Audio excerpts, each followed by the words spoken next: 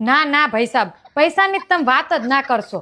સાચું કહું ને તો પૈસા આપીને એટલે પૈસા ને સંબંધ બે ખોવું પડે. ગોળી ને ગોફણ બે જાય. અમારે એક સંબંધીને પૈસા આપ્યા હતા ને તે 2.5 વર્ષ થઈ ગયા, હજુ પૈસા પાછા નથી આપ્યા. મહિનામાં પાછા આપી દઈશ એવું કઈને લઈ ગયા હતા. 3 વાર માંગ્યા પણ નથી દેતા. શું કરવાનું? ઈ તો જવા દો.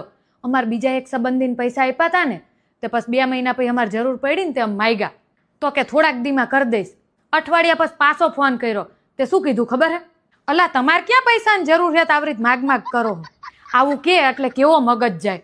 માગ કરો એટલે મેં કીધું અમારે પૈસા માગવી તારા નહીં. અને મેં કીધું તમારે ક્યાં પૈસાની જરૂર છે એટલે ના ના અમે શું અંબાણીના દીકરા હી? તારે તાનનું નક્કી કરી લીધું કે કોઈને ભોળા ભાવે પૈસાની લેવડ દેવડ તો કરવાની જ નહીં. ના, પૈસા કમાતા કમાતા તીન પપ્પાને માથે વાડે જતા રહ્યા. તારે ના પૈસા નહીં, હું જ હપ્તા ભરું હું.